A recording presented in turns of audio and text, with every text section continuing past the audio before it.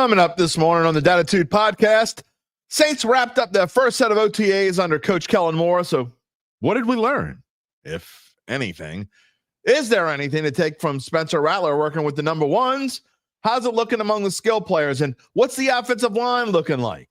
We'll ask one of the men in the know as our own Saints editor, Zach Ewing, will stop by for a little bit this morning on this Friday. Well, we'll also let you know what's up with LSU baseball. And as always, take your comments and questions and have a Friday chat with Gabe. Last word will prove I am still not a big fan of change, which means I'm supposed to say about now, cue the music. So let's cue the music. If you're looking for the latest scoop and in-depth interviews on the Saints, the NFL, the Pelicans, LSU, along with the best bets of the week, then lucky you. Along with high-powered, in-the-know guests who cover our teams, Jim Derry brings plenty of Dattitude. And he'll always tell you the way it is, or at least the way he thinks it is.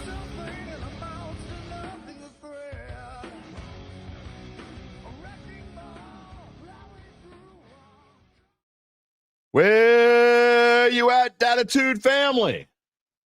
Y'all ready for the long weekend? You're going to start it out with me. How could I be more honored and privileged than to have y'all starting out your long Memorial Day weekend with us here on Dattitude? I know you're ready, and I know that we are ready for, as we said, Dattitude, episode number 378, presented by Evangeline Securities. More on them coming up in a little bit. For a Friday, May the 23rd, 2025. I am your host, Jim Derry. You know that already. Nearly 35 years on the New Orleans sports media scene. I thank you for being a part of our ever-growing family. Got the racetrack ready. I don't know why I needed it more. Man, I slept good last night, but it was tough getting up this morning. Maybe because I know the weekends, kids are out of school. Yes, it sucks. Yesterday, all they did was fight. First day, fighting. But thank God for friends, because they're about to go on a 3-day camping trip. They'll be out of the house. And amen to that, brother. It ain't beer, but it's good enough, you know? Cheers to that. Anyway, apparently my Bluetooth speaker is happy about that. You can be a part of the show today as always, by typing in your comment on Facebook. If you haven't already done so, please subscribe to the Dattitude YouTube page. That's where the Dattitude family lives. That's where they live and breathe. That's where we chat with one another. You can type in your comment. Whether you don't have to be watching on YouTube to type in your comment, but that's where the cool people do it. So go ahead. Just go in there. You can click the little bell. You always know when we go on the air live, which is generally Monday, Wednesday, and Friday at 11 a.m. Central Time. However, no Monday show. We are taking Memorial Day off. But if you want to get in touch with me, you can on X at Jim Derry Jr. via email at jderry@theadvocate.com. Yeah. So anyway, we're excited about the kids going on a little vacay. We're going to talk about LSU in just a minute. I want to get to, there were a couple emails that I wanted to get to. I've been getting some good ones, man. Somebody told me that the Saints going to shock the world. I'll tell you that the other day. We've been getting all kinds of emails lately. Some they're out there, man. Some of y'all are out there. Doesn't mean I don't love you, but some of y'all are out there. Kyle Sherman says, good morning, Dattitudinals. Good morning. You need an update on my diet? I'm glad you asked, Kyle. Okay, here's my update. All right, so I told y'all about 2 weeks ago that I was slacking, okay? I wasn't necessarily eating bad and eating like I was before my diet, but I wasn't really doing what I needed to do in my diet. So for those of you who are new to the show, my New Year's resolution was I had to lose a pound a week. And it didn't necessarily, I didn't have to lose a pound every single week. I had to average a pound a week weight loss for 52 weeks. In other words, I needed to lose 52 pounds this year. So it started off really good. We lost a lot, and then we kind of slacked off Mardi Gras. I just did what I wanted to do, and then I never got back on track. Well, I decided, okay, no more of this crap. I was getting serious, and as of about, I'd say a week ago, Today's Friday. It was about last Friday. I got serious. So I've lost over 4 pounds since last Friday. Overall, I am down. As of this morning, I am down, I think, 11 pounds since the start of the year, which isn't great. It's definitely behind schedule, but I'm back on schedule. Okay. The wife is going to the gym with my daughter like every day or every other day. We're eating the whole house is eating, and that's what it takes. The whole house has to be in on it. It's really hard to try to lose weight if the whole house isn't in on it. If you want to lose weight, you come home and, the wife puts a big plate of pasta and meatballs in front of you. Well, you can eat pasta and meatball. If it's somebody's birthday, here, eat cake. I'm not going to turn it down probably. So anyway, glad you asked, Kyle. I did not plan that to ask. You just happened to ask on a really good day. I stepped on the scale this morning. It's been a good week. Like I said, it's a little over 4 pounds, since it was either last Thursday or last Friday. So 8 days, 4 pounds. We're doing good. 11 pounds for the year. Not quite on schedule, but hopefully ask me again on, let's say, right before we go on summer break, which will be we got about a month before we go on summer break. Ask me before we go on summer break. Make sure you keep shaming me, Kyle. Y'all need to shame me. Make sure I keep up with what I'm doing. Brian S. Steve, good morning. Who that's? Enjoy the next few months. It will most likely be the best part of the 2025 season because we still can have hope. Without hope, life is meaningless. Even for me, no matter what I tell you, no matter what I think, there's so many people out there. It's funny. The roaches are coming out of the woodwork because God forbid you say anything negative. Now, when Derek Carr was here, if I said anything positive, God forbid you say anything positive. Now it's God forbid if you say anything negative. So, and I mean this sincerely. No matter what I think, even I have some hope, a little bit of hope. Not a lot of hope. It's not what I think is going to happen, but I do have a little bit of hope, and you got to have it because without hope, life is meaningless. You got that, Brian S. Steve, from Brian S. Steve to Brian Cavett. Good weekend, everybody. Get the hype train rolling. Rattler was 8-8. 8 for 8. Oh, yeah. He was 8 for 8 in OTAs. Shuck was 7 for 8, by the way. And they completed a 50-yard bomb. The fanboys, the fangirls, they are losing reality. This is equal to gym class. Hey, they're still doing it. They're still doing it. What does it mean? Rattlers working with the ones. Does that mean anything? Nah, probably not. Going to get into that. You see today's show, the schedule for today's show. If you can't see it, I will read it to you. The pod today coming up. Zach Ewing is coming up, Saints editor. He's actually there recording the Saints Insiders podcast right now. So when he's done with that, he's going to come on this show and tell us what the crew, the entire Saints crew, what their observations were from OTAs. I was going to go out and get a couple videos. I was like, there's nothing special. Nothing really fired me up, so I didn't go get any videos. Anyway, when I ask the question lacking skill, and that is the second topic, what I mean is skill players. Do the Saints need more skill players? Now, under the list of skill players are quarterbacks. They're not going to do anything there, most likely. Will they bring in a veteran? Possibly. I doubt it. But I'm talking more about, do they need another running back in the room? Do they need a veteran wide receiver in the room? Do they need a certain type of wide receiver room? And then the fourth thing, I'm going to skip past number 3 because I'm going to come back to it. The fourth thing kind of goes with the second thing. Then at tight end, Foster Moreau he's excited about where he thinks he can be. He's looking to be coming back for training camp, be ready in time for training camp. If he's not ready for training camp, he most certainly thinks he will be ready for the start of the regular season. What about Taysom Hill? Is there any update there? I'm going to ask Zach about that for sure. So right now, it's pretty thin tight end room. Even Dallin Holker is hurt. So right now in OTA, it's not a lot going on there. And then what about the order on the offensive line? Does it matter? Does it even matter where anybody plays right now? Where have they been playing? We'll talk with Zach about that. But does it really matter? I don't even know if it matters. We'll get to that. Rocky, good morning. Glad to have you, as always, Rocky.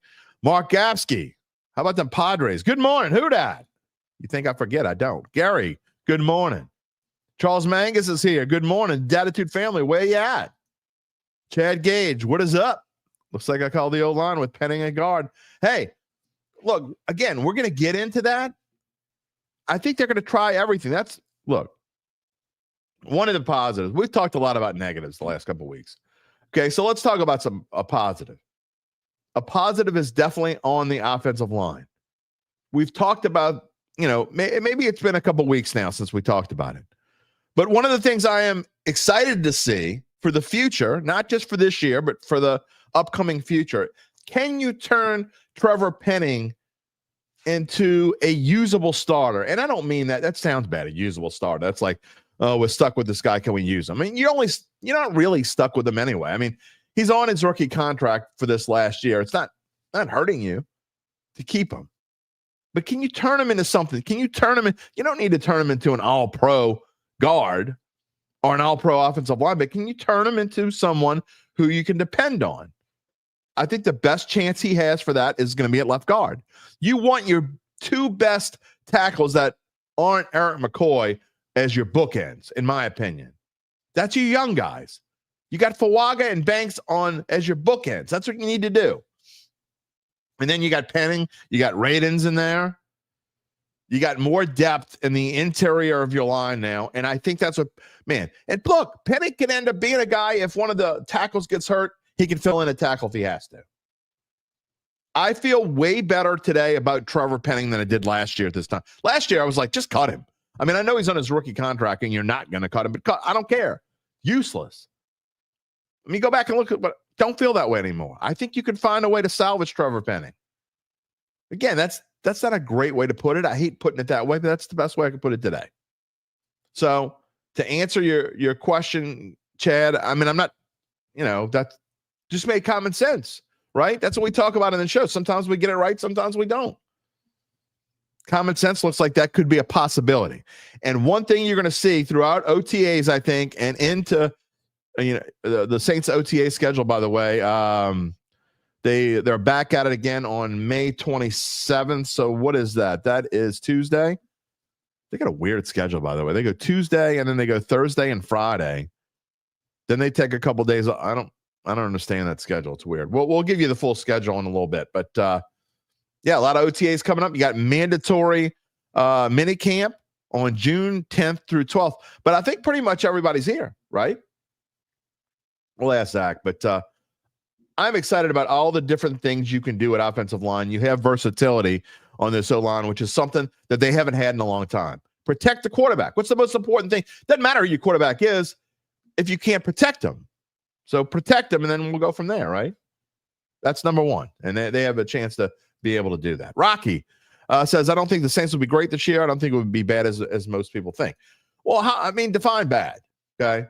I mean, I'm going to be lower than most. I get it. When my prediction comes out, I'm not ready to give my official prediction yet, but I'm guessing it's going to be somewhere in the neighborhood of 5-12 or 4-13. But what do we think most people are going to predict? What are most media members going to predict? They've been predicting the over-under. The over, when you talk about over-under win totals, have been predicting the over for, 4 years in a row now? I think they're all going to be under now. We'll see.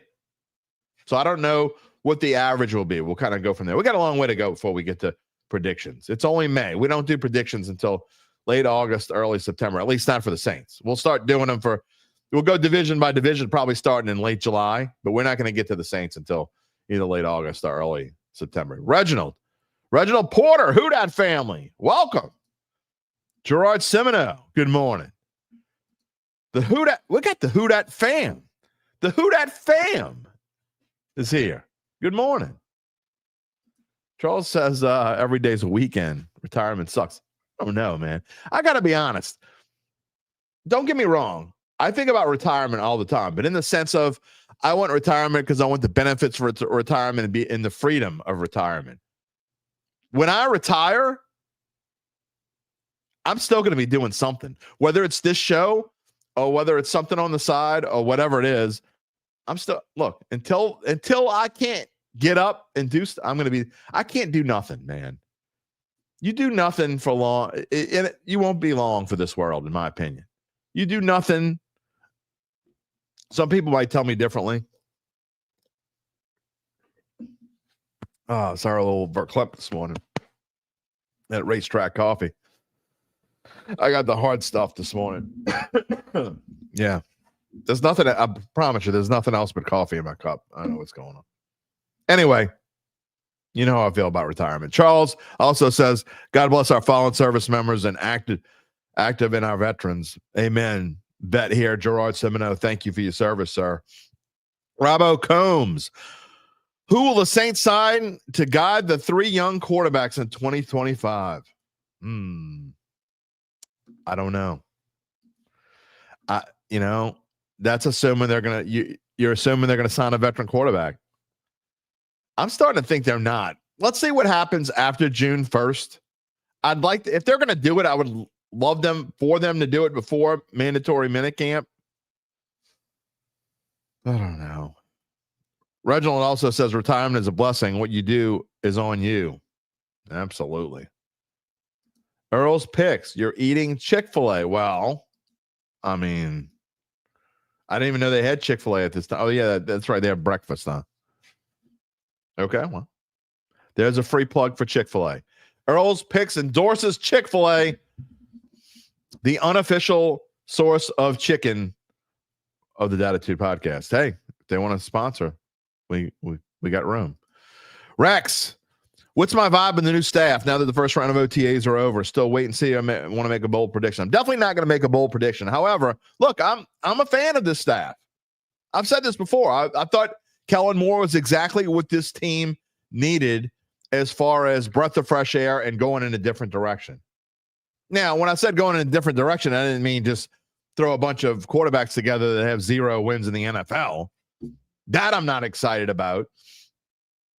But I don't want to be all negative, okay? Look, if there's one thing that y'all would probably, well, not all of y'all, but the haters, I guess. I've heard a lot from the haters in the last couple weeks who think that it's funny because, again, they were nowhere to be found when I was being uber positive about Carr or whatever, when Carr was here. Not about Carr, but when Carr was here. That being said, I think the haters are right to some aspect. Especially in the summer, because I said last year when I hated that this team kept Dennis Allen, okay? I thought it was the wrong move. I thought it did not set the right tone. I thought he had lost the locker room. He worked his keister off to try to get it back, did for a little while, lost it again. But I said once the Saints made, and I said this last year, once the Saints made that decision to stick with Dennis Allen, we were going to be hopeful during the offseason, okay? There's no reason to be uber negative. And I think maybe I have been uber negative over the past few weeks. It's mostly because of the quarterback situation. So maybe we'll try. We'll try to change our tone a little bit because I think I do need to change a little bit.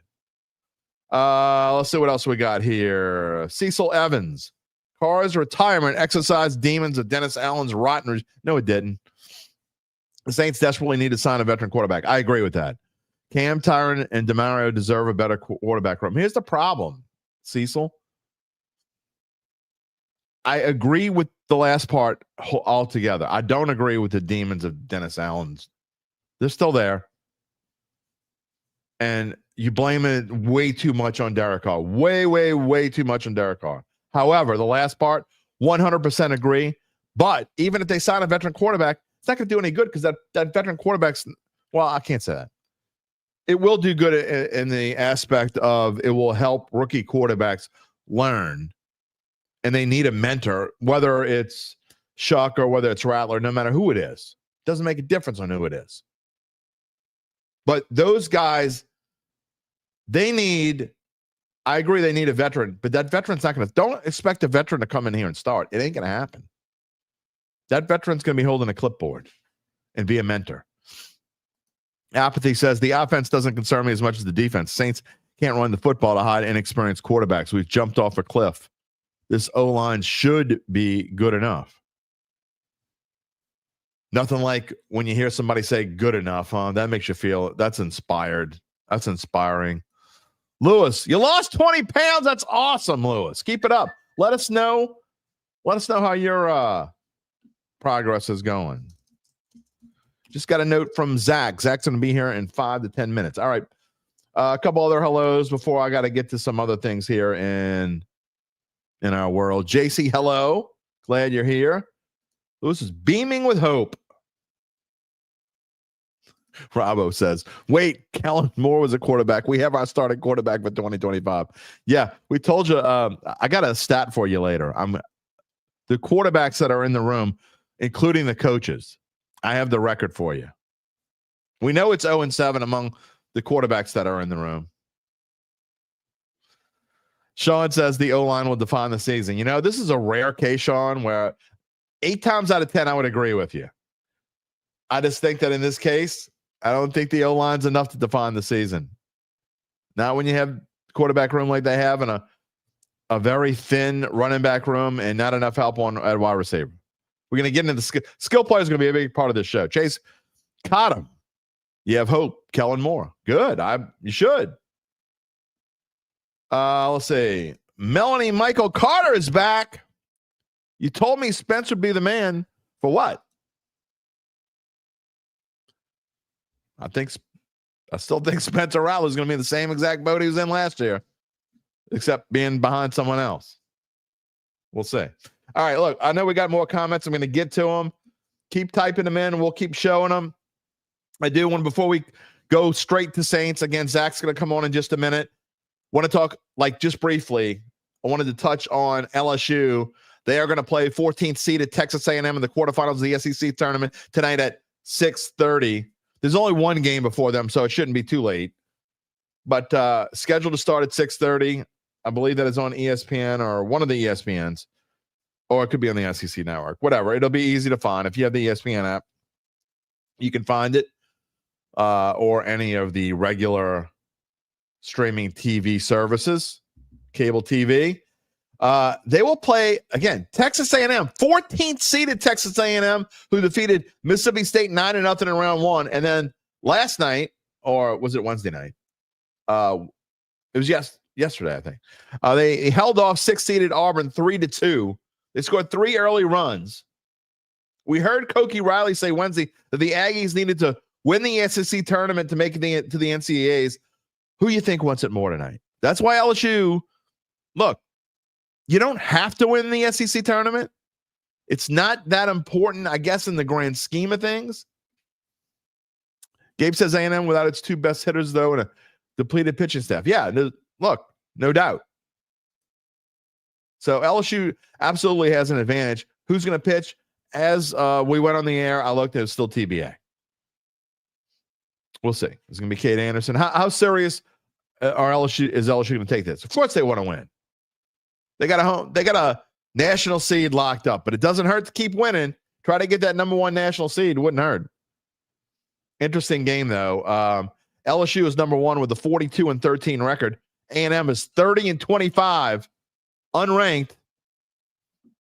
Should be interesting. Remember, A&M beat LSU already in a series this year. Top seeded Texas already was eliminated. They lost yesterday. Lost to 8th seeded Tennessee. Tennessee will play 4th seeded Vandy in tomorrow's semifinals. The seeds remaining. So Texas A&M 14, but the other seeds left 2, 3, 4, 7, and 8. Watch out for those desperate teams. Maybe not so much A&M, but watch out for, how desperate is like an Ole Miss. We'll see. Looking to see. We will talk more about that probably on Monday's show. Thunder whoop it up on the T-Wolves last night. Take a 2-0 series lead. Pacers, after their miracle, will play the Knicks tonight in game 2. What's up with the Pacers, man? If they end up winning this thing, it's going to be they're going to be making Netflix movies about the Pacers postseason. Not just the postseason, like the end of the season into the postseason. And then you get they were imitating Reggie Miller there at the end the other night. It was kind of funny. If you don't like New York teams, what will happen? I'm not that big of an NBA fan, as y'all know. But who knows? I might watch it. We'll see what's going on this Friday night. Might go out to, any of y'all go to Greek Fest? It's my favorite festival of the year. It's my favorite New Orleans festival. Greek Fest starts this weekend. Although we just talked about my diet, so it'd be hard to keep my diet and go to Greek Fest. And then lastly, before we get back to Saints, 2 things real quick. We didn't talk about, Gabe's right. We didn't even get to mention Jim Irsay passing away. Colts owner. Man. 65 years old. He had a rough I know in the grand scheme of things, he didn't have a rough life because he was a multi-millionaire. But he went through a lot of things in his life with addiction problems, and I think it finally caught up to him. I'm not saying that this was his death was a result of anything that he did in the recent past. I'm just saying, as someone who knows and has seen this in his life, not in my life, but in people that are close to me, when you do those sorts of things, when you're addicted to alcohol/drugs, man, it's going to catch up with you later, even after you quit, even if you're able to get through it. I mean, the word Ursay, I was reading about it later, went to rehab like 13 times. Catches up with you. And at 65 years old, when he passed away, it looked like he was 80. So what happens now with the Colts? We'll see. They're going to be a team in transition in multiple ways. So we're going to find out about that coming up. We'll talk more about it as well in the next couple of weeks. And lastly, again, before we get back to the Saints, and stick with them for the rest of the show, because that's what the entire rest of the show will be today. The Rockies, I got to bring this up. I have not talked about this, but I'm a baseball fan, and the last word today is kind of about, it is about baseball. Today's last word is my get off my lawn moment. It's about baseball, but it's not about this. But so y'all know I love baseball. I got to bring this up, and if y'all aren't baseball fans, you'll appreciate this little note, this little nugget.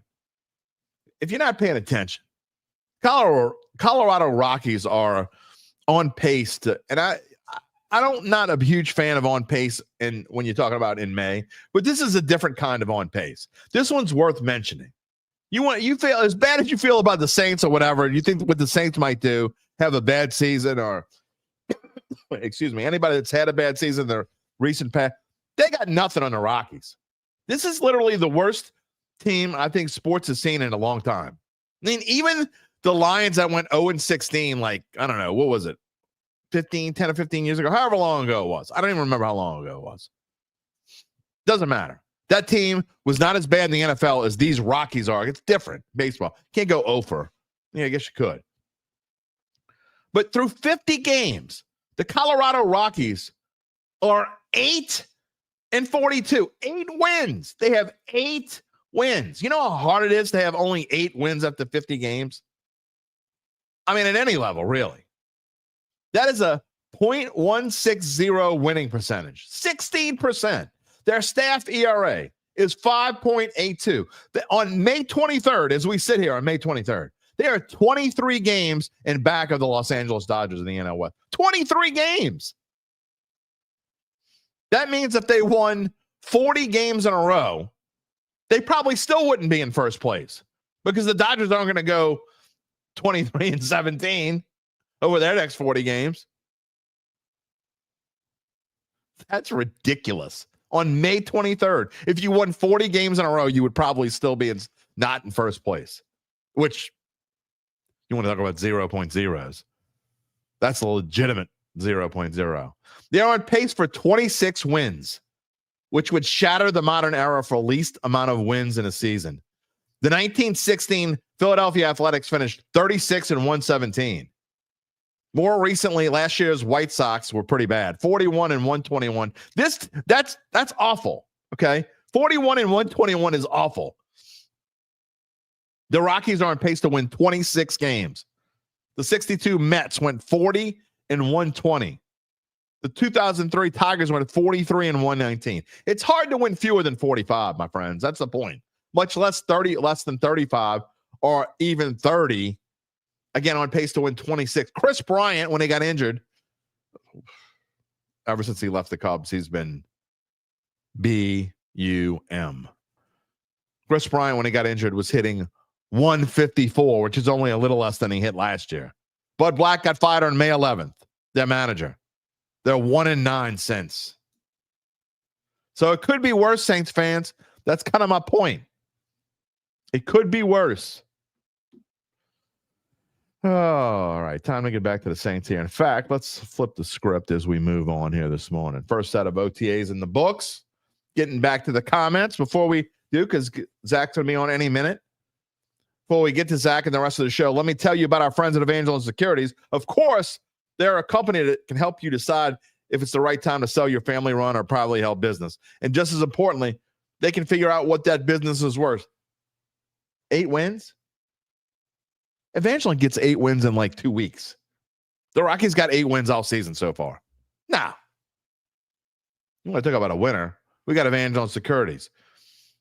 If you are trying to figure out what your business is worth, it's time to reach out to Evangeline's founding and managing partners, Nick Braden and Ron Hemel. They will start by scheduling a complimentary valuation from their offices, either on Poydras Street or in Lafayette. And from there, you'll be well informed and begin to make the decision on if you want to proceed. What happens after that? After they win 8 games in 2 weeks? 8 games in 10 days, maybe? We'll fill you in more on later in the show. In the meantime, you can check them out at www.evangelisecurities.com. About to bring Zach on real quick. Reginald says, let Penning play fullback on short yardage, goal line, good run blocker. Yeah, I don't know about that. Rich Favor J, what do I think about the new quarterback? It's a little early, but that's a good segue. Let's see what I whoops, I didn't want to do that. Let's see what our friend Zach Ewing thinks about the new quarterback. That would be Tyler Shuck. Zach Ewing, how are you this morning? I see you're out in your car, I'm assuming from your Saints camp. What are you, downtown? Where are you? I'm actually outside our studio here, and I thought I would just, talk to you from inside the studio, but, Jeff Duncan's holding court in there yapping around, so I forgot my headphones, so I said, all right, I'll go out to the car. All right. Well, wherever you are, we are glad to have you. I know you got a lot going on. We had the calm in between the draft, and now it's going to get crazy again for a few weeks, and then we'll have one last calm before we get into our football rush. So thank you for taking time to talk to us this morning. Yeah, I don't know. This is definitely the least crazy of the crazy. Yeah, that's true. We can handle this time of year. Well, let's go, and I want to ask about that last comment that I brought up. We shared a bunch of comments this morning, and we got a bunch of comments in the queue, but it's way too early to tell. But just your general thoughts and the Saints Insiders crew. By the way, NOLA.com/sports/Saints. You can always find the Saints Insiders. They also have their own YouTube page. They have their own podcast, which runs twice weekly, sometimes 3 times weekly. But just talk about what you think about what you've seen for Tyler Shuck so far. Yeah, I mean, it is so hard. We actually just recorded a podcast that will be up on the Saints Insider channel this afternoon. And Matt Paris, I thought, put it best, where he said, you can react to OTAs, but any reaction is almost an overreaction. Like it's so hard to make these sweeping, like the practice that was open to the media was yesterday, right? Every OTA, I think, is 3 practices, but the teams only open 1 of them up to the media. So we only see a third of these. And in the practice that we saw yesterday, Spencer Rattler was working mostly with the 1s, and Tyler Shuck was working mostly with the 2s. And they have been switching that. Kellen Moore said after the practice that that's not an indication of anything. They're letting everybody work with the 1s. They were letting Jake Haener work with the 1s before he suffered his strained oblique on Wednesday. Like, everybody is getting a chance, at least in the springtime, to have a chance with the top offensive linemen, top wide receivers. And so can you take away anything from that? Spencer Rattler was 8 of 8. Tyler Shuck was 7 of 8. The ball really should never hit the ground in 7-on-7s with these guys. It only did once in 16 attempts. Tyler Shuck had sort of the bomb to Rashid Shaheed that was the highlight of the day. But from what I gathered, I wasn't there myself, but from our guys there, they said Rattler was probably generally more impressive. But again, if you think back to last year at this time, Jake Haener was more impressive than Rattler was. So by a good bit. And everyone was saying, well, Haener's the backup. And he did end up being the backup to start the season. And then by the end of the season, it sure seemed like Rattler had passed him. So I wouldn't, just because Rattler seems like he's a little bit ahead of Shuck right now on May 23rd, I don't take a lot away from that. I think they're both doing fine. I don't think either one of them is going to be a superstar. But I think they're sort of where they should be in their progression. Ryan Pearson asked, "Who do you think is gonna be the quarterback?" If we don't mind, if he doesn't mind, we don't. Yeah, we never mind you asking. What's our take on the quarterback position? Well, we kind of told you our take, but look, my opinion is this. I mean, no offense to Spencer Rattler, but he's a 5th-round guy who went 0-6 and was drafted by the former coach. Tyler Shuck was the 40th pick of the draft, drafted by the new coach. You would think, in my opinion, barring something strange, and unless Shuck just stinks or it's not close and Rattler like clearly is the better quarterback, you would have to think that Shuck has a major leg up. Yeah, I think the Saints want Shuck to win the job, right? Like that might be the best way to put it. They would like him to go out there and clearly be the best quarterback in training camp and in the preseason games, which this will not be. This race is not going to be over before the preseason games. At least I would say preseason week 2. You might see them name a starter after that.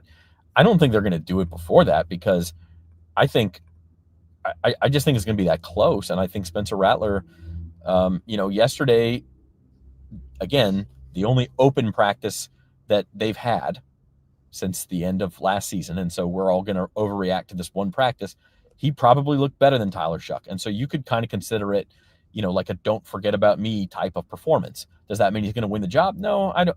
I would still put my money on Shuck. I just think it's not a rock solid certain thing.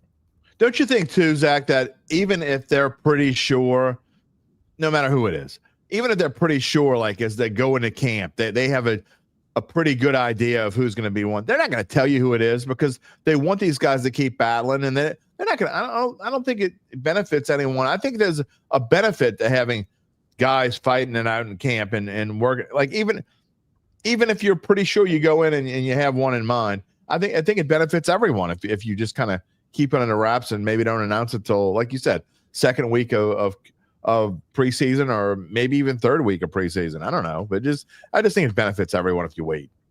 I actually don't know if I agree going into camp they're going to have a good idea. Again, I think they would certainly like Spencer Rattler to win the job.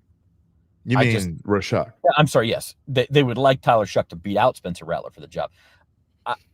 I don't think that they're going to be certain of that coming out of minicamp. I think it's too early for that.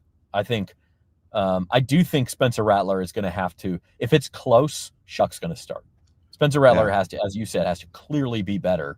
But I think you give it the first couple weeks of training camp before you're playing any preseason games and give him a chance to do that, especially if OTAs and minicamp continue like this and he looks better now. I think you have to make Tyler Shuck earn it. I don't think there's any sort of foregone conclusion going into camp in that scenario. Chad Gage says, instead of getting, because we've been talking about before you came on, we've been talking about this for a couple of weeks, the possibility of maybe post June 1 or whatever, bringing in a veteran quarterback to not necessarily to start, but to maybe help be a mentor to either one or both of these backup, not backups, but either one of these quarterbacks, Shuck or Rattler or both. But Chad asked, instead of getting a vet quarterback, can we hire one as a consultant to function as they would if picked up? Is this a dumb idea? Save the cap money and do not take snaps away. Well, my word on that would be you already have quarterbacks in the room who have played in the NFL, although I'll give you a stat in just a minute. But, Doug Nussmeier and Kellen Moore and what's the other? Tolzien have all played quarterback in the NFL. Quarterback, believe it or not, too. Not in the I did NFL, not know that. Yeah, Brandon Staley played quarterback in college. Okay, I didn't know that. But, you already have quarterbacks in the room. I don't think you would necessarily – I'm not saying it's a dumb idea, but I'm not saying it's something that you would necessarily do because you already have that in a way. Yeah, and I think that's the reason why I think it's not all that likely that you see them sign a vet. Yeah, I think it's not going to happen now either. It's not impossible. Like, I get the idea of it. Like, hey, bring a guy in just for camp, and maybe he won't even be here by the time the season starts, but at least he can kind of show these guys a few things. But I think for one thing, that just takes away reps, and these guys need reps. Even Jake Haener needs reps because at some point he may be forced. If you have injuries, he may be in there at some point. Or Hunter Deckers, I don't know. Whoever is your third quarterback, you'll have him on the roster, and you need to get him reps. So Hunter Deckers is interesting, by the way. He's a man near and dear to you're in my heart, Jim, because he was suspended for gambling at one point. Yeah, I saw that. Yeah, And he's a lefty, so he's already a little odd. Yeah, I don't know. I mean, like I think that it takes away reps, and it's just kind of awkward, especially if everybody sees the writing on the wall. That, like, if you're, I don't know, Ryan Tannehill, and they're or Teddy Bridgewater, and they say, hey, come on in here, we'll pay you $1 million, and you're just going to spend training camp with us, but there's no way you're going to start the season. Are either of those guys interested in that? I'm not sure their heart would really be in it at that point, unless they're getting a chance to win the job, which to me is just backward. Like, that's not what you do if you're the Saints right now. And then the other part of this is Spencer Rattler and Tyler Shuck and Jake Haener are all like 26 years old. We're not talking about 20-year-olds in here who don't know how to act. Tyler Shuck has played agree with that. college football for 6 years. Yeah. He knows how it works.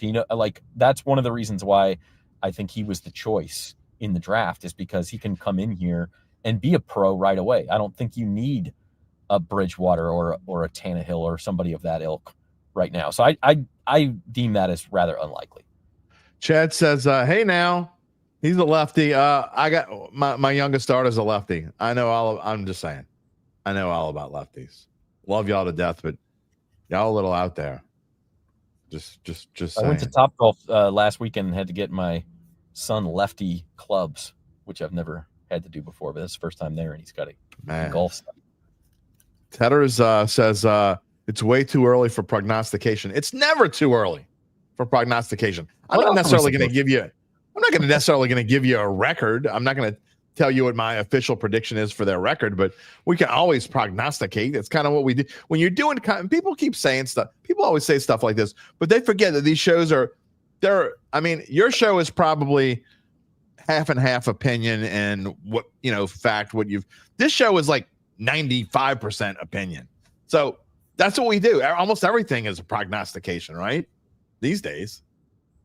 Sure. I mean, the NFL has turned itself into this 52 week a year, 50 week a year. You get like 2 weeks in early July where you can kind of log off, I think, but it's a year round thing. And they like people talking about it. They encourage it. Yeah. And that's why they make the teams hold open practices in freaking May, when you're not even going to see pads put on.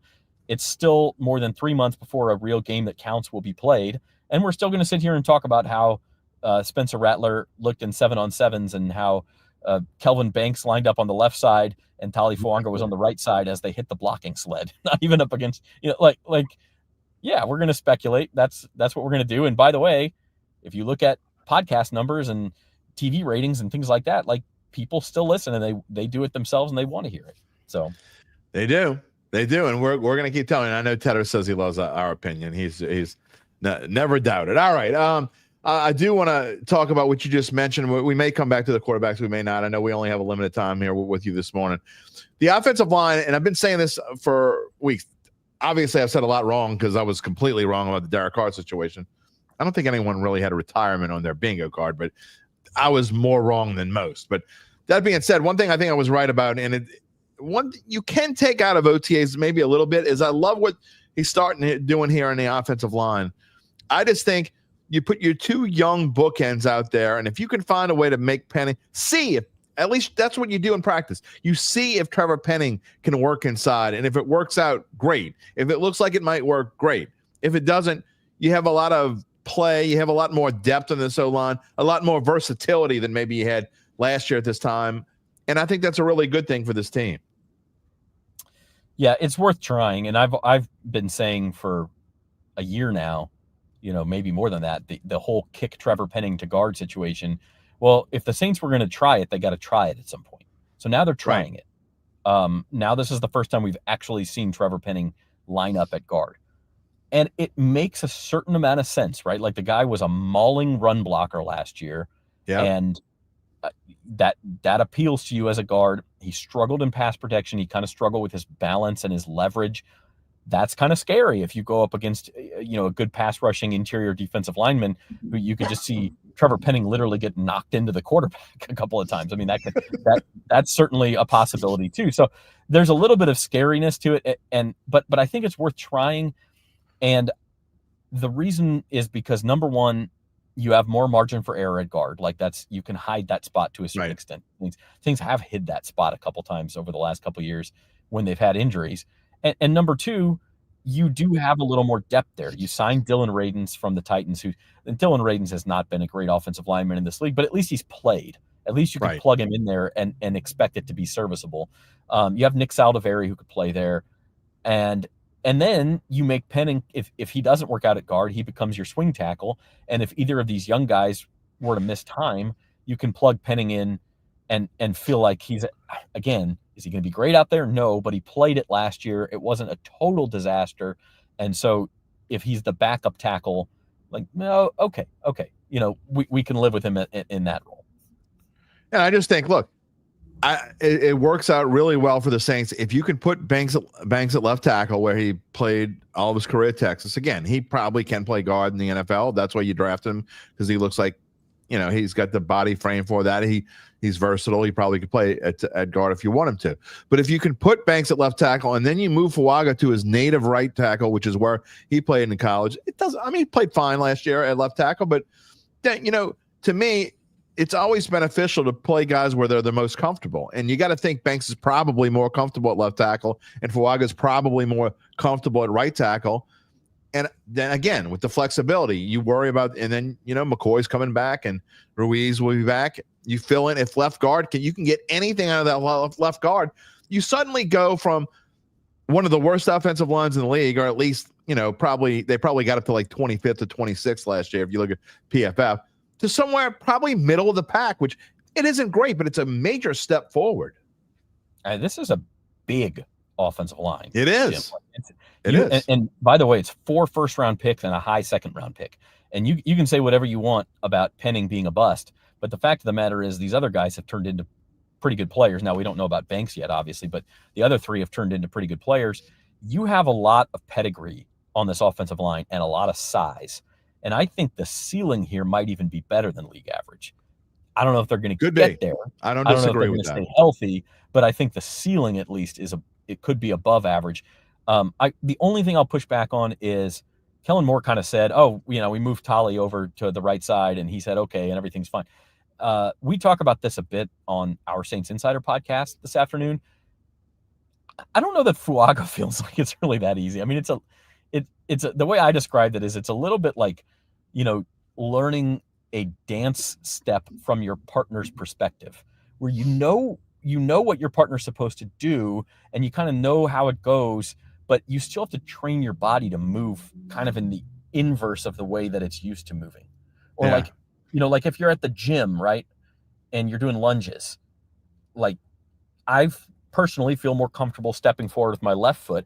I have a tendency to lose my balance when I step forward with my right foot. I have to watch it. I have to go slower. And now that's not necessarily going to be Fuaga's problem because he's played right tackle plenty before. But now last year you kind of made him mentally switch into the left tackle. Now he's got to mentally switch back.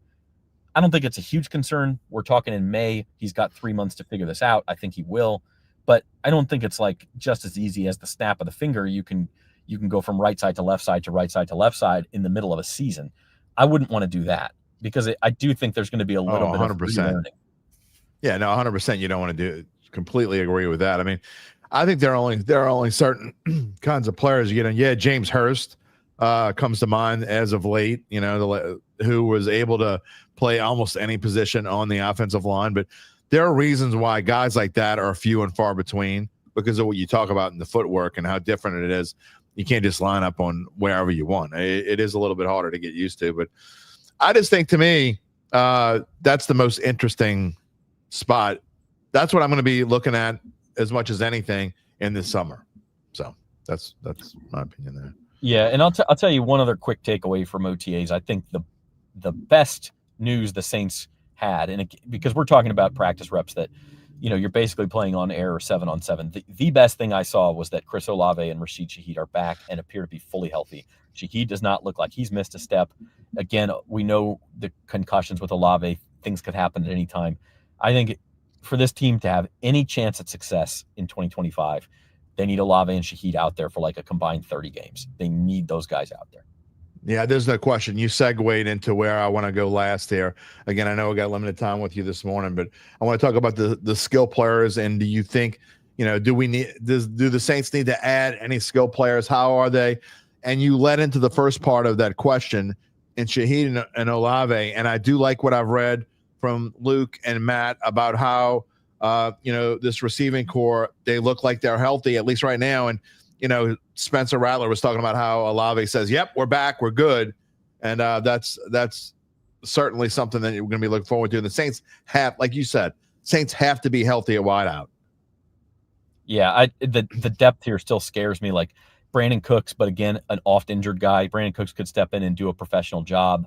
I think Bub Means needs to take a step because he's one of the few guys on this roster with any size. So I think that's important. You want it, like the tight ends are not healthy right now. Taysom Hill and Foster Moreau aren't going to be back. Even Holker's not hurt. It's kind of hurt. Yeah, and Holker's hurt. So I think you need Bub Means to be in that possession style. He's going to have to take a step this year. But yeah, it starts with Olave and Shaheed. The depth doesn't matter as much if you don't lose those guys. I'm not going to say they both got to play all 17 games. That's not realistic. But like if you're dealing with, one has a hamstring injury and misses 3 weeks, okay, fine. But you can't have them miss extended time. Like the number in my head, again, is 30 games. If they combine for 30 starts this year, then I think this offense is in much better shape. Still don't know that you're looking at a great offense or anything. But with young quarterbacks, that part's going to be so important. If those guys combine for 30 starts this year, I would be very surprised. But yeah, that is definitely the number. I don't know. The Saints are due for some positive regression in the injury department. Like they just can't keep going through these years where everybody gets hurt. You got to have one good year in there. Earl's Pick says Donovan Peoples-Jones will revert to his, I think it was 2022 form. I think could be wrong. It would be a huge help. He's a possibility. That would help. I think he's going to make this team. I mean, you need him. So unless they sign, what do you think the chances are that they go out? And, I mean, there's still guys out there. It's not like quarterback where there's really nothing. It's not like offensive line where there's not really a whole lot out there. I mean, there are still some receivers out there. You think the Saints will go get one? Wouldn't surprise me. They have money. Yeah, they have money, and it is very, very unlike Mickey Loomis and this organization to go into the season with money in the bank. Like, yeah, I agree. They're going to spend that money somewhere, and I don't think it's going to be on a quarterback. Again, you mentioned the O-line out there. It's pretty bleak situation, so maybe you could find somebody for some depth, but that's not going to cost you $2 million. I just think receiver could actually move a needle. I think receiver or a veteran defensive back are the two places I would look, because right now, this is the other thing we haven't talked about the defense at all. Yeah, that's right coming. Now, I think your starting outside corners in your base package defense are Quincy Riley and Kool-Aid McKinstry. Yeah, that is terrifying. It is. We'll get to defense is coming. We may spend part of next week and into the week after talking about defense as we get closer to mandatory minicamp, which begins on June 10th, I believe. Last thing here, running back room. We've been talking about it. Look, I'm not going to harp on Alvin Kamara as I've kind of been for the last week, but 30-year-old running backs. We've talked about the history of what 30-year-old running backs do, and if he plays like Alvin Kamara, great. However, even if he does, this running back room is super thin, in my opinion. Kendra Miller is going to get another chance. 6th-round pick Devin Neal's going to get a chance. I think there's a couple guys from last year that might get a chance, but I just think I wish, and there's nothing out there, but this running back room, you talk about wide receiver, that's what really scares me. Yeah, I mean, I agree with you. I just think you kind of got to, what are the chances that one of those two young guys hits? Kendra Miller's got to stay healthy. He's got to stay healthy. He pulled his hamstring on the first day of training camp last year. Like, he's got to come in whatever better shape he needs to come in, or better prepared, or whatever. Maybe it's just a freak incident, but it's happened enough now to where you got to think that that's an issue with him. Don't know what you're going to get from the rookie. Clyde Edwards-Helaire is still around. Like, running back's one of those spots where if Kamara is going to hold down the fort, maybe you could just fill in enough around him. But we know Kellen Moore's going to want to run the ball. You're not going to want to have these young quarterbacks, either one of them, throw 30 times a game. Like, you're going to need to run the ball. The offensive line, I think, could be conducive to that. So you just got to hope one of them hits. You think the overall feeling right now? I mean, you try to, like I say, I always joke. It's not a joke. It's real. Without hope, life is meaningless. So, I mean, that's what the offseason is for. We're going to say things as we go forward. This doesn't look great, or that doesn't look great. But I guess if you're a Saints fan, you got to find hope somewhere. And even in the bleakest spots, maybe something will turn out well there. You wait to the regular season before you say things are going to turn south, right? I always joke that OTAs should stand for optimistic training activities or optimistic because everybody. I mean, you never. Kellen Moore, go listen to his press conference yesterday. Every single question he was asked, something was excellent. It was and that's just every coach has their buzzwords they use. Everything was excellent. So like if you he's got coach speak down already. If you can't be optimistic now, when can you be? Without hope, life is meaningless. Zach, go out there and have a lot of hope and enjoy your Memorial Day weekend and tell the guys I said hello. All right, buddy. Have a good weekend. Talk to you later. Zach Ewing, everybody. Look, if you haven't paid attention to what I'm saying, I know y'all, I'm not saying, look, what Nick does is great. And Mike Triplett has been a friend of mine for a long, long time. I think what they do is phenomenal. Ross Jackson has been on the show, and I think Ross does a great job. All the TV guys doing a great job. But I'm telling you, check out if you haven't been doing so, check out our NOLA.com Sport Saints Insiders. They're there 24. Luke and Matt live, breathe, eat, sleep Saints. Okay? Dunk's older than me, so Dunk's doing a lot of other things at the same time. There's no better sports columnist in the state than Jeff Duncan. Rod Walker's right up there. But our crew here at NOLA.com, I'm not just saying it. And I've been here a long time. I've been a part of different companies with this inside of the same company. You got to check out our insiders, NOLA.com/sports/Saints. And if you are a subscriber to this channel, then you need to make sure you also subscribe to the Saints Insiders page as well. So thanks to Zach. All right, I got some comments. I know I didn't show them all while I was talking about it. What's going on with Zach? Gabe's going to come on in a minute, by the way. Reginald Porter said, cage match, Rattler versus Tyler. Two men go in, one man comes out. Let's go. That would be awesome. I'm all for that. If you want to have a cage match, I got a feeling the Rat would win that. I'm just saying. I'll ask Gabe what he thinks. But I mean, cage match, Rattler versus Shuck. I got to think Rattler would kick his ass. I mean, I know where my money would be. I think Shuck's a little bit taller. How tall is? I know how tall. I know Shuck is 6'5", I think. How tall is Rattler? Where the heck is this? 6 feet. Oh, okay. So there you go. So he's definitely not as big. Just saying. I don't care. I'll give him the 5 inches. I'm still taking the Rat in a cage match. Kyle, I appreciate you defending me. I said if Carr is healthy, if he will start in 20. I did say that. He ain't healthy, so I wasn't necessarily wrong. I was wrong. And my biggest thing about being wrong is like, I'll eat crow again. I don't care. I was like, this is my story in life. Okay. I was so gung ho. Like I'm going to tell, I don't know what it was about that week, but that week I was seeing all the signs that Carr was coming back because he wasn't going to have surgery. I mean, he wasn't having surgery. I think that was pretty clear.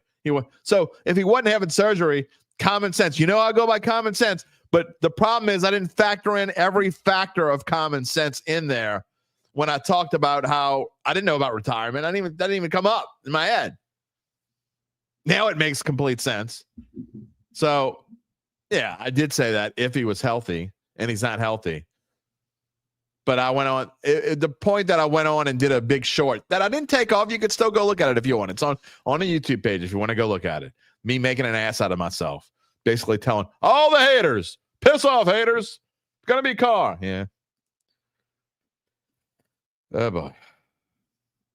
So anyway, Gerard Semino says, if he'll show it, big needed cornerback and a receiver that can move the sticks. Yeah.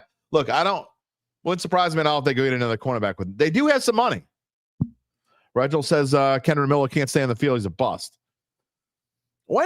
That's a good question, Reginald and everyone else. When can you call someone a bust? Like, can we say Kendra Miller is a bust yet? It's been 2 years. Okay. He was a 3rd-round pick. It's not like, again, I've said this maybe not 100 times, but a dozen times or 24 times that the Saints should have picked Tajay Spears in that spot instead of Kendra Miller. They didn't. But can you label someone a bust as a 3rd-round pick after 2 years? I don't know if you can say that yet. I think you give them one more shot. Well, they're going to give him one more shot anyway. So I don't know if you can call him a bust yet. What about Penning? Penning started at right tackle last year. Now may find a niche at guard. I would have called him a bust last year and wouldn't have cared. And you know what? I might end up being wrong about Trevor Penning. So I just don't know when you consider someone a bust. It's all subject to opinion anyway, right? I don't know. Kyle Sherman says over under on Kamara. If he's playing more than 45% of offensive plays, that spells trouble for running backs. I think that's about the right number at his age. Look, you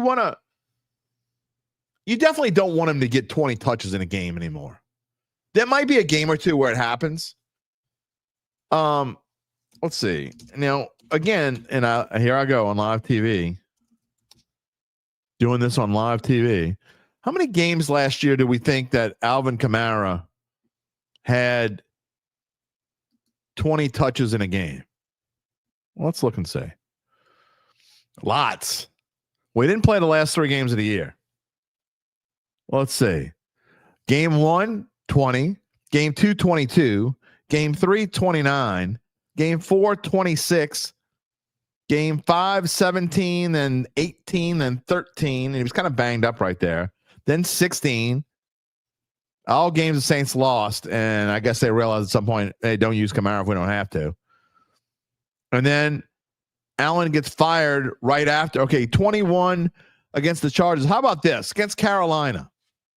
Game the Saints lose by 1 point. That was the last game for Dennis Allen before he got fired.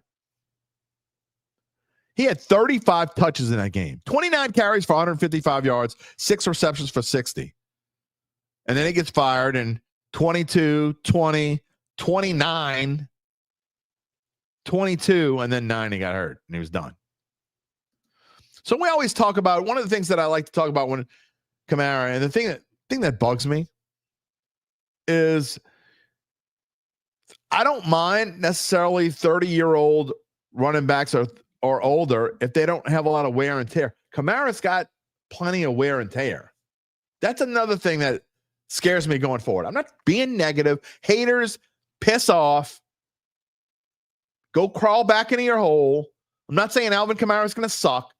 Don't take it the wrong way. But it's Alvin Kamara is not even studs. Like stud running backs throughout time, especially in the last 25 years. You know, one thing we talk about this new breed and everybody can run faster and they're stronger. Well, there's a downside to that. You don't last as long. Yeah, you can run faster and you can hit harder, but careers don't last like they used to last. Just saying. Kyle saying 6'1". I saw 6'0" on the internets. You know them internets. Charles Mangus says, shucks, 6'5" to 6 feet and 25 pounds on Rat. I'm still taking Rat. Rat just looks like he could. Maybe it's because we had a 20-minute conversation with Rat sitting next to him. Maybe he just looks like, I don't know. Tom Trice, which running back free agents are attractive to Saints? Gabe, before I'm going to have you on in like 3 minutes, can you call up the list of free agent running backs and we can talk about that first? I mean, I'll get, Gabe, when he comes on, the first thing we'll talk about. We got a couple other things to talk about this morning too. Charles Mangus, Kamara will still get you 15. No way. No chance. You can bookmark this and come back to it. There ain't no way on planet Earth Alvin Kamara is going to have 1,500 offensive yards. Ain't happening. I'm not going to say 0.0, but when I say no way, I don't mean no way like you're going to fall in a ditch tonight and, drown in 2 inches of water. No way. But no way. Not getting 1,500 yards. Sorry, it ain't happening. David +1 hash says, I think you could officially label a player once they are no player a bust, or maybe just label a player, whatever. Once they are no longer on the team and you can look back at what they did on the team. Agreed. But it's easy to call them a bust when their writing is on the wall. Yeah, but see, then writing on the wall is also subjectivity too, right? I mean, you almost have to wait to label them a bust until they're gone, almost. What if a player's on the team for 5 years? Like, what about Sam Darnold? I mean, don't get me wrong, Sam Darnold's nothing spectacular, but is he a bust? I don't know. I don't know if you can label someone an official bust until they're actually out of the game or gone. What if Kendra Miller gets cut this year? He won't. But let's say he gets cut, like Tedder says, he's going to get another year. He's going to get another year. But let's say he gets cut somebody else picks him up and out of the blue, and then he has a great year. Does it mean he's a bust? No. He was a bust for the Saints. Charles, stop comparing last year to this year. He's a year older. There's a huge difference. Go look historically. Okay. Alvin Kamara is not different than anybody else in the grand scheme of things. There's a significant, 30's not just a number when you're talking about running backs. There's a fine line. Again, very few people. Of course, there are instances when players do things that other players. Derrick Henry is a freak of nature. I've said this. I did a short on it the other day. I'm not trying. Is it possible that Alvin Kamara has a fantastic season? Sure it is. But I can tell you right now, if Kellen Moore is smart, they're going to limit his touches. You don't want his touches to be over 20 on a regular basis. There will be games when they're over 20 because they'll need to be. There might be games, just like you saw that Carolina game we talked about last year when he had 35 touches. That's absurd, by the way. I mean, what is this, 1978? Nobody should have 35 touches in a game besides a quarterback in the center, which are unofficial stats, by the way. But I mean, that's absurd. But if you want a 30-year-old running back to last, you limit his touches. You just limit his touches. Kyle Sherman says Devin Neal will be like Sproles. Maybe. That's interesting. Possible. Also, he said they only used him so much last year because for the most of the season, he wasn't just the only good player, he was the only player. Period. And then Sean says he believes they're waiting on Asante Samuel medicals to come back. Could be.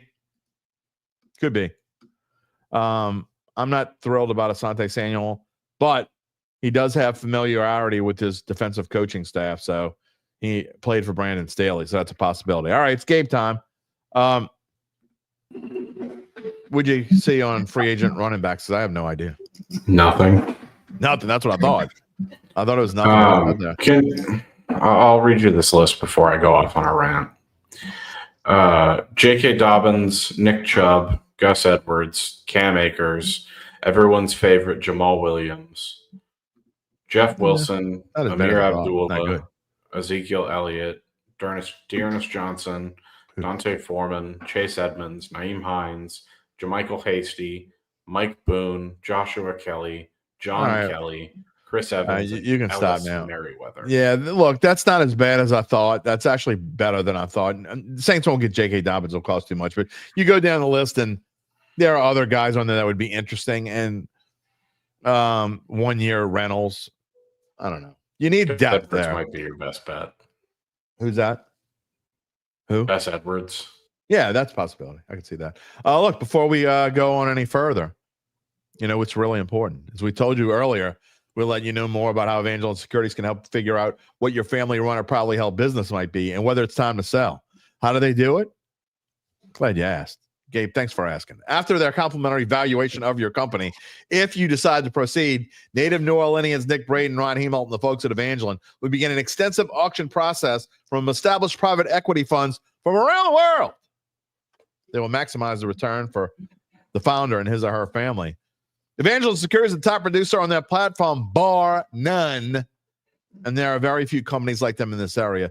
None with their dedication and success. They're fully licensed. They're ready to serve you. So get in touch with Nick and Ron about what's really important. It ain't about free agent running backs, all right? It ain't about who's going to win the job between Spencer Rattler and Tyler Shuck. That's not what's really important. Gabe Henderson, what is really important? Not the free agent running back list. Exactly. What is the rest of your life? Exactly. You can find them at www.Evangeline Securities. All right, before you get on your rant, a couple David Duca, AK will have 70 to 80 yards on the ground, 20 to 30 yards from the air per game. I don't disagree with that, but the chances he plays 17 games are slim to none. So I don't necessarily disagree with that, but you average that over 13, 14 games, what do you get? I don't know what it is. Hold on, let's call up Mal's comment in a minute. I want to that'll segue into my rant. To answer Chad's question, Dante Foreman is 29 years old. 1 year younger. Well, you're just looking for a 1 year rental anyway. Go ahead. To call up Mal's comment, Neal is nowhere near as quick and as shifty as Sproles. Can we stop doing this, please? Right, you're not going to actually go get. You're not going to go get Darren Sproles to play. Can we stop comparing people who have never done something at this level to no, you got to do it. That's fun. Kellen Moore is not Sean Payton. Tyler Shuck is not. That's fun, man. You're taking out the fun. You're taking out the fun. Devin Neal is a 6th rounder. He's not Darren Sproles. You're taking out the fun. Come on. What was Darren Sproles, by the way? What round did he get taken in? I'm gonna look it up while you're talking. Earlier than the 6th.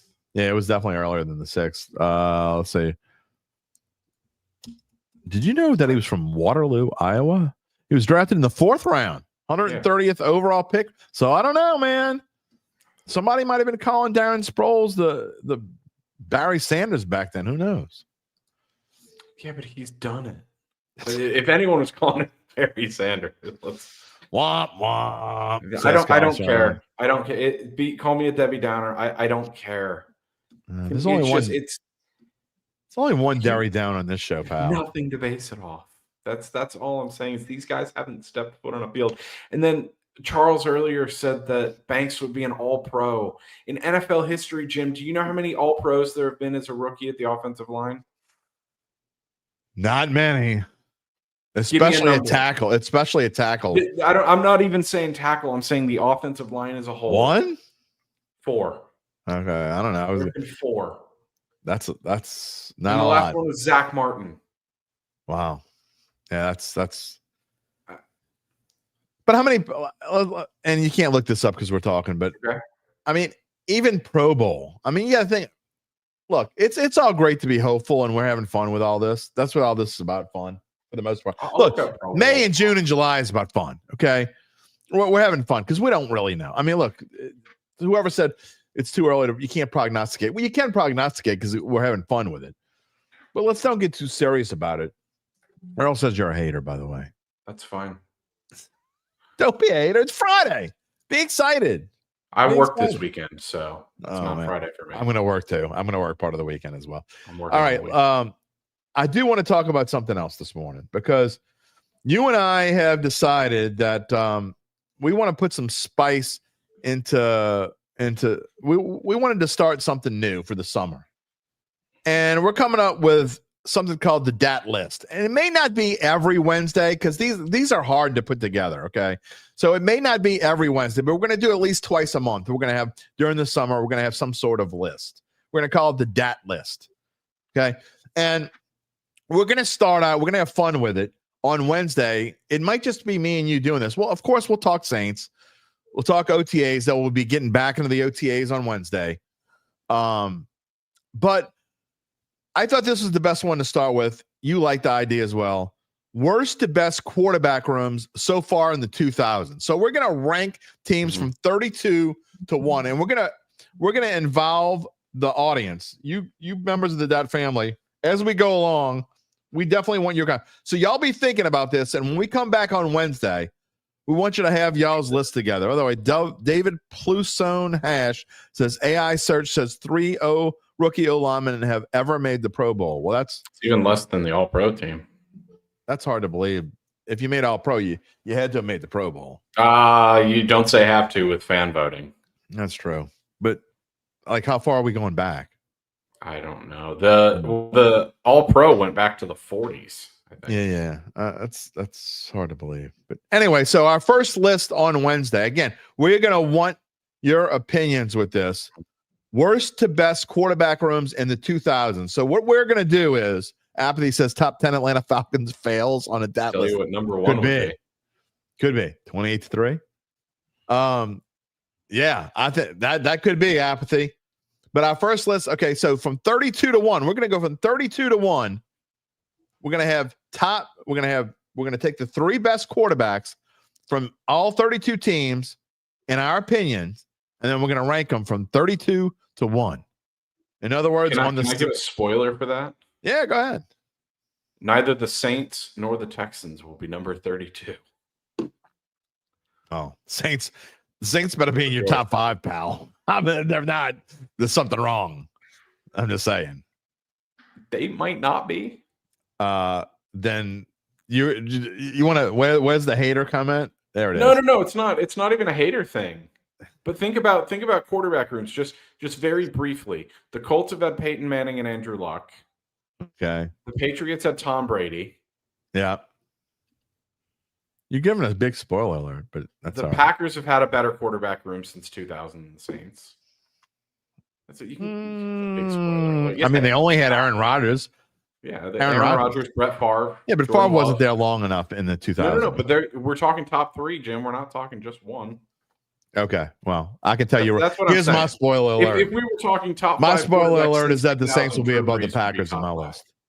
So the Saints will absolutely not be above the Packers. Oh, there you go. We'll ask the Dat family what he says. Well, come on. Let's ask a bunch of Saints fans if the Saints have a better quarterback room than the Packers. I'd put Drew Brees, 16 years of Drew Brees over 20 years. Probably 20 years of Rodgers/Favre. I absolutely would not. Aaron Rodgers is a more accomplished quarterback throughout his career. No, he's not. How many MVPs does Drew Brees have? I don't give a flip how many MVPs he has. I know they've won the same amount of Super Bowls. Same amount of Super Bowls. Brees has less MVPs. Okay. And I'm going to ask you this, and please be honest with this question. Who would you rather have had? Oh, Drew Brees. 100 times out of 100. Yeah, but that doesn't mean. And I am no Drew Brees lover. Look, as far as like Saint people go, I'm no Drew Brees lover. Here's the thing, Jim. We can't get into this. It's too early to get into the debate. No, when we're talking about this list, we're not just taking one. So if you take Drew Brees off, the Saints quarterback list since 2000 is going to be a pretty sad list. No. Huh? I don't know. The Packers absolutely have a better quarterback than the Saints. All right, well, we'll talk about it. We don't want to get into it too far. It's a little. All right, Charles. But anyway, we look at the best touchdown to interception ratio. We will have fun next week. It's the best touchdown to interception ratio in NFL history. I got to be honest. I am not a fan. I'm with Charles on this because I'm not a fan of the MVP. That's fine. You take MVP away. Then I just gave you a stat. Again, the best touchdown to interception ratio in NFL history among qualified passers. Okay, best completion percentage in NFL history between qualified passes. That's fine. I would imagine they've got similar completion percentages. Well, Drew Brees is ridiculous, so I doubt it seriously, but Aaron Rodgers, maybe. Jim, I think the last few years have clouded your judgment on Aaron Rodgers. He's a terrible human being. I hate Aaron. Oh, there's no doubt about that. But look at his stats. His completion percentage is 6.51. Any quarterback in league history, Aaron Rodgers statistically will match up well against. No, Drew Brees is way ahead of him in completion percentage. It's really not that close. Okay, what's he at? That's 6.77 to 6.51. That's a major difference. That's a huge interceptions now. Yards, huge difference. Touchdown major difference in yards. Major difference. Touchdowns to interceptions, 504 to 116. Yeah, but a lot of Drew Brees' interceptions came in early in his career before he even became a Saint. So anyway, we'll get into and that. A lot of his passing yards might have come in garbage time. Huh? I mean, You're throwing ifs. He had almost 20,000 more passing yards than Aaron Rodgers. Ifs, ands, and buts in there. He is. There's no if, and, or but. He has almost 20,000 more passing yards than Aaron Rodgers. Okay, and Aaron Rodgers has a better touchdown interception ratio and more MVPs. Okay, and Aaron Rodgers eats breakfast more than Drew Brees. Who gives a shit? I mean, that's a dumb argument. I mean, yes, better touchdown to interception ratio and MVP from a quarterback is a dumb argument. MVP is in my mind is worthless. It really is. That's crazy. You know what I think? That's crazy. Worthless. It's a bunch of sports writers voting. It's the same. We can go through about all-star games. Is that crazy? It's a bunch of sports writer, old crotchety ass sports writers like me deciding on who the best player is that year, and a lot of them vote before they're just like, whatever, I don't care. I mean, it's a popularity contest hold on. half the time. Charles, it's not worthless, but I cannot have you say MVP is worthless when you just threw a bullshit ass stat that says, did Rodgers beat every team in the NFL? You want to talk about a worthless stat? That is a worthless. That is the most worthless thing I've ever heard. That just means you're old. You know, I'm not sure, but I'm pretty sure. Need to look. I think Derek Carr beat every team in the NFL. I think he did. So. I think you're right. I don't think that means anything. Dylan Smith says he's missed us. Been vacation in the Gulf Shores. Had to catch the shows late. Well, we're just glad you're here, Dylan. All right. I got to move on because you know what? We're close. I might be able to end the show in an hour 30. I've been saying we're going to do it. You got one last. I'll spare you this, Jim. I won't even give you the hot music take that I was going to spew that would. Hold on. People. Kyle says they're both first ballot for 100% Canada. agree. There's no doubt. 100% agree. All right. Last thing, Gabe, before we move on. By the way, this is your last chance, Dat Family, to get your Saints comments in because we're going to be doing the last word in the because they're going to get fired up at this one. I told you I'd give you a hot music. Last word coming in 3 minutes. Go ahead. One of my best friends and I are going through, and we are listening to 1,000 albums in a year. Oh my God! Yeah, we really want to discover a bunch. And one of today's albums was the White Album by the Beatles. Overrated as hell. The White Album by the Beatles is overrated as hell. There was like a 7-song run on there. Yeah. From, I believe, Piggies that featured Raccoon and Birthday, Rocky Raccoon and Birthday. And then the second half of that track list is all filler. Except for Helter Skelter. That's the only one on the B side of that track that isn't filler. I got to be honest. Overrated as hell. That's my take. I gave it a 2.5 stars out of 5. I think the White Album by the Beatles is severely overrated. There's no reason for it to be an hour and a half long. I got to be honest. I'm not a huge Beatles fan. Neither am I. My mother was a huge Beatles fan, loved them, and they were good. But I just don't think they weren't nearly as great as everybody.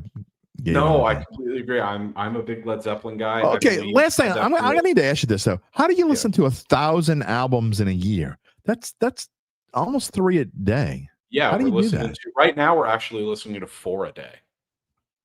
How do you do that? We just have time. Charles and I don't see eye to eye often. Completely agree. Pink Floyd is incredible. I'm not a huge Pink Floyd fan either. My favorite band would be Led Zeppelin. I love the if you look at Zeppelin 4, I believe there's 8 songs on there. Yeah.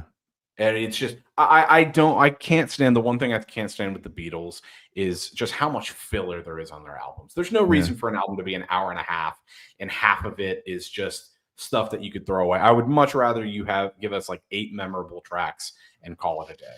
So that's how I think. It seems some people agree with me.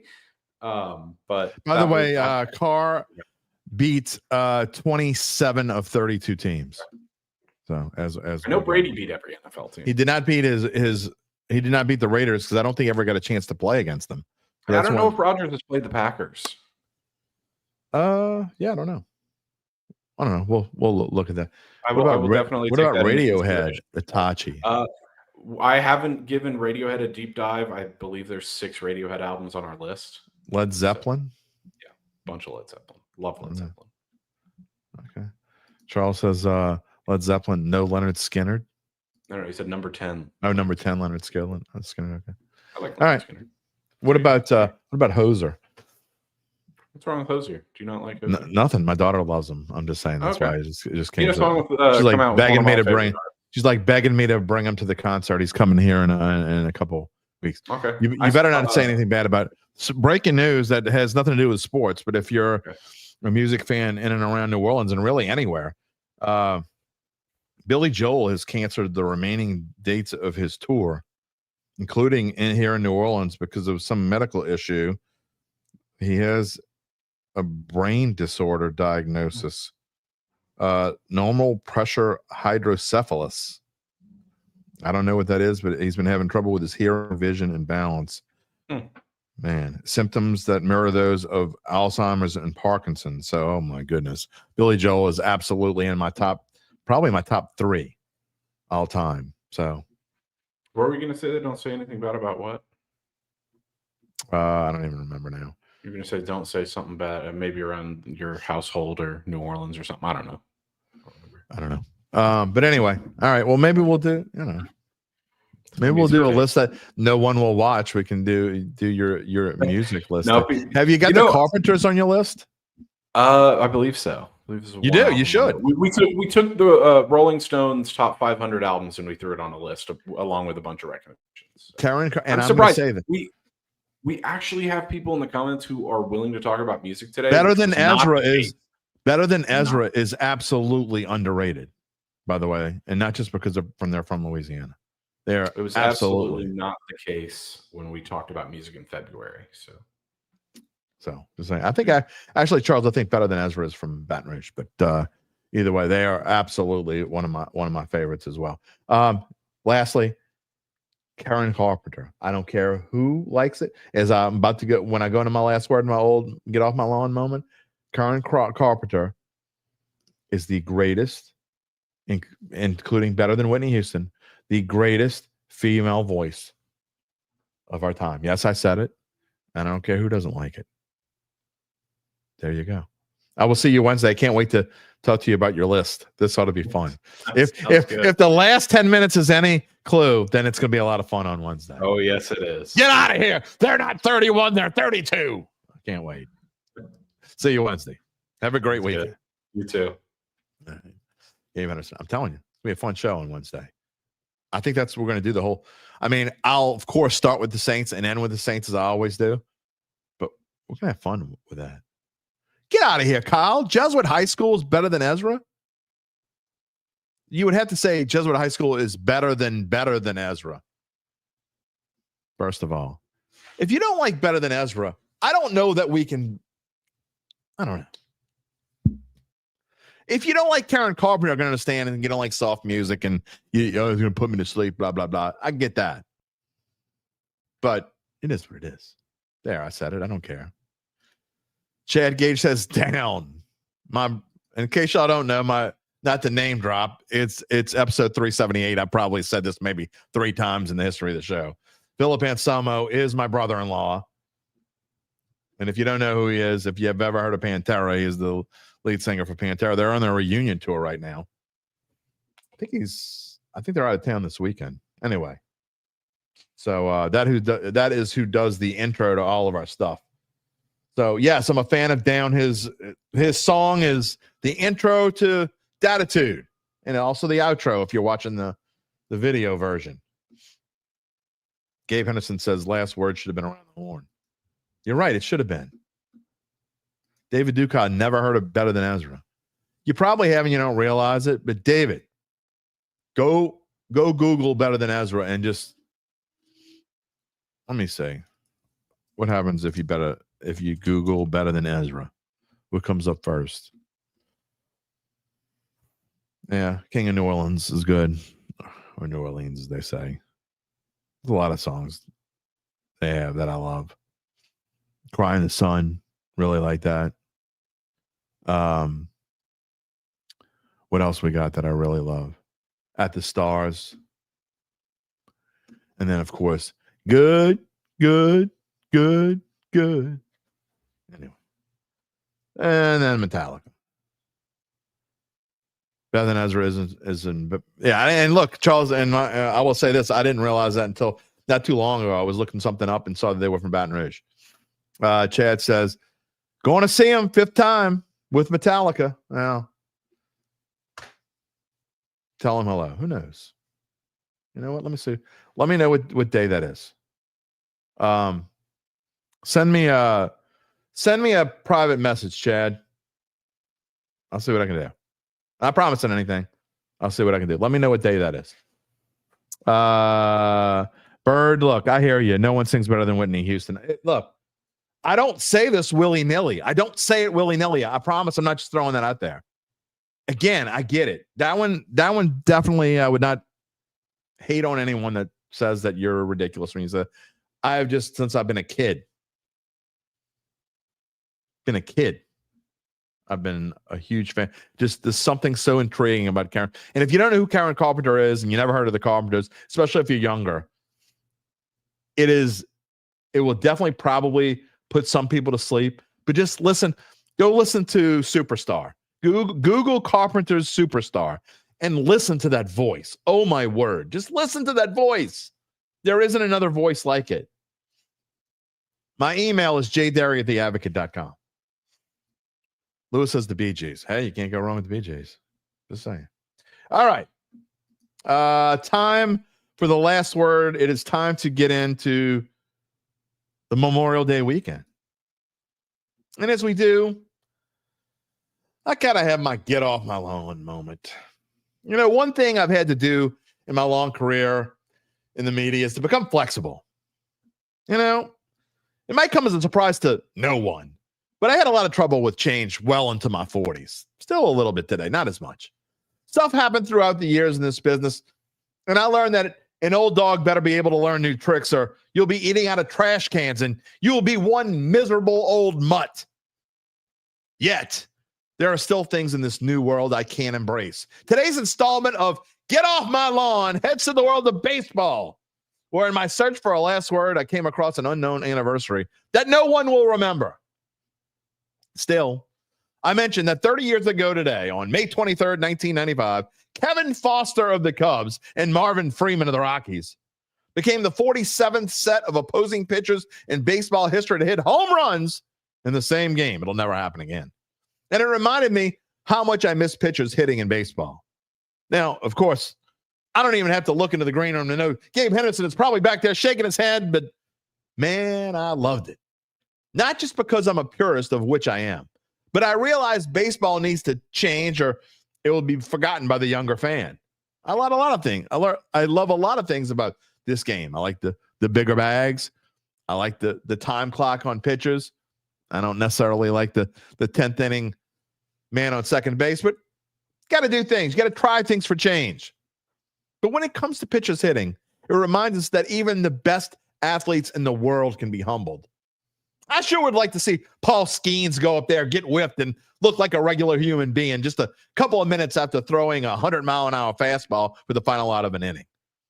Yeah, even a guy who could throw like that and have Libby Dunn by his side after the ball game, yeah, they can whiff just like you and me. But yet, have the designated hitter, which to me is, well, just boring. I guess we can all hope that Dattitude will be around for many years to keep us amusing. To keep amusing us. Sorry. However, we won't be back for more fun until Wednesday, so you just have to watch this show over again. Maybe go find one that you haven't watched. I don't know. There's one way back in the heads. I'm just saying. I miss those pitchers hitting. I know a lot of people don't care, but just coming up there and so-and-so, man, he's got a 110 batting average. He's doing great. Remember Carlos Zambrano? He had, I think, like 12 major league home runs. When a pitcher hit a home run, it was just different, you know? I miss those days. I really do. Is this a joke? I did not see this note. Sean says, you're joking, right? The prison escape ends WrestleMania in New Orleans. Did you see that, Gabe? I didn't see that. I think you're joking. Great. I hope you're joking. That has not come up on my phone. If that's true, I hope that's not true. Charles Mangus says, great show again. Thank you. all the regulars, thank you for joining us as we go on until Bird says he likes Superstar, but you like, hey, again, we always like who we like. I'm not telling you to not like. Charles says he loves him some Journey. Gerard Simino, always a great podcast. Thank you for joining us. I want to thank today's guest, Zach Ewing, Gabe Henderson, and you always. You are always my guest. But we're really more like family, right? We got the family room. We got the guest room, whatever. We're all hanging out in the guest room. You're all sitting on the couch. I just can't see you. You can see me. I can't see you. If you want to be a part of the Dattitude family, we ask you to subscribe to our Dattitude YouTube page. Click the little bell to receive notifications when we go on the air live, which is generally Monday, Wednesday, Friday at 11 a.m. Central Time. Again, although Monday we won't be here. I'll be taking that day off. I will be working some this weekend, so who knows? Maybe I'll have a short for you. Go check out our TikTok page, by the way. Putting all of our shorts up. Doing some new things with our shorts. They're getting noticed. You apparently have noticed that, and we appreciate it. You can also find us wherever you get your podcasts, including Apple, Spotify, and many more. And always find a replay of the show on NOLA.com/sports. You can find me on bet.NOLA.com. And again, our insiders on NOLA.com/sports/Saints. Everyone have a fantastic kickoff to the weekend. It's the weekend of summer. Summer has begun. 98% of you say yay. I say nay. Regardless, I will see you Wednesday. Gabe will be here with me. Our list of worst to greatest quarterback rooms in the NFL in the 2000s. Can't wait. I'm already getting fired up about it. Don't eat too many hot dogs. We'll see you next week. Take it easy, my friends.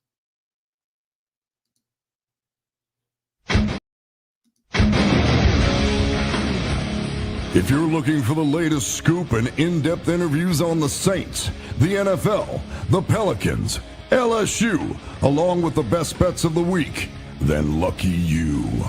Along with high-powered, in-the-know guests who cover our teams, Jim Derry brings plenty of Dattitude. And he'll always tell you the way it is, or at least the way he thinks it is.